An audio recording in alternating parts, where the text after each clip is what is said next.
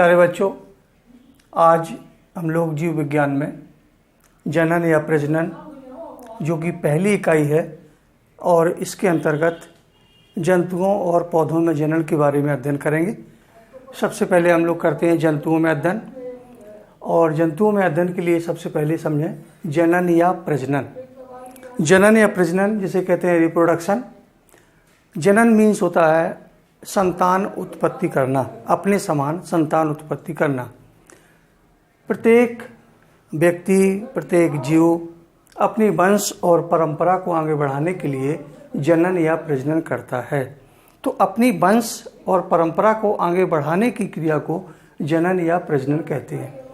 जनन या प्रजनन दो प्रकार का है, पहला अलैंगिक जनन और दूसरा लैंगिक जनन, जिसे कहते हैं asexual reproduction and sexual reproduction. अलैंगिक जनन में हमेशा जो प्रजनन अंग होते हैं वो भाग नहीं लेते हैं। इसमें शरीर के कुछ पार्ट्स या कुछ अंग या कुछ भाग जो है भाग लेकर उस जंतु का जो है निर्माण करते हैं या उस जंतु को बनाते हैं। अलैंगिक जनन निम्नलिखित विधियों के द्वारा होता है।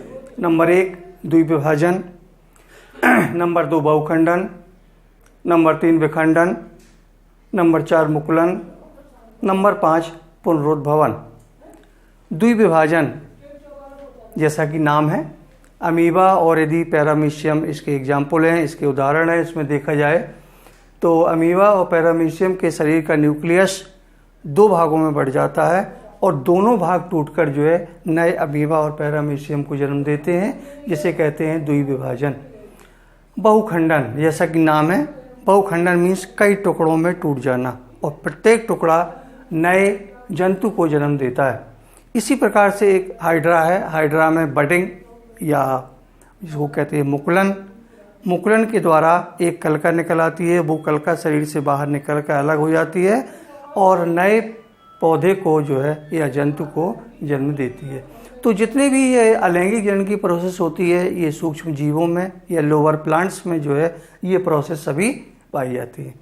इसमें से एक है पुनरुद्भवन, जिसको कहते हैं रीजनरेशन।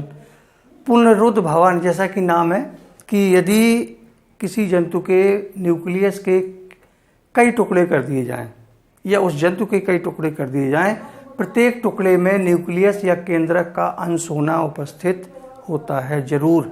यदि उसमें केंद्रक का अंश नहीं है तो वो टुकड़ा नष्ट हो जाता है, और जिसमें केंद्रक का अंश उपस्थित है वो शीघ्र ही नए जंतु या पौधे को जन्म दे लेता है। इसके बाद हम लोग आते हैं लैंगिक जनन में। लैंगिक जनन मुख्य रूप से इसमें लैंगिक अंगों की आवश्यकता होती है या जनन अंगों की आवश्यकता होती है। नर और मादा अलग अलग जंतुओं में अलग अलग जननांग होते हैं। जैसे यदि देखा जाए कि मेल में जो पहले जनन अंग होंगे उन जनन अंगों के अंतर्गत युग्मक बनते हैं। जैसे यदि नर में देखा जाए तो नर में जो नर युग्मक हैं वो है स्पर्म या शुक्राणु और मादा में ओवम या अंडाणु। ये दोनों युग्मक हैं। दोनों युग्मकों के मिलने को कहते हैं निषेचन, और निषेचन के पश्चात बनता है जाइगोट या युग्मनज। युग्मनज के विभाजन के पश्चात अलग अलग ड्यूरेशन समय होता है प्रत्येक जंतु का, और उतने ड्यूरेशन या अवधि के पश्चात नए जंतु का जो है विकास होता है या नए जंतु का उत्पत्ति होती है या डेवलप होती है। शेष जो भी मैटर है वो अभी हम व्हाट्सएप ग्रुप में उसकी स्क्रीनशॉट लेके आप लोगों को भेज दे रहे हैं। पढ़िए, कोई भी चीज़ समझ में नहीं आती है व्हाट्सएप में कमेंट करें और कमेंट करके हमसे जो क्वेश्चन पूछ सकते हैं। Thank you.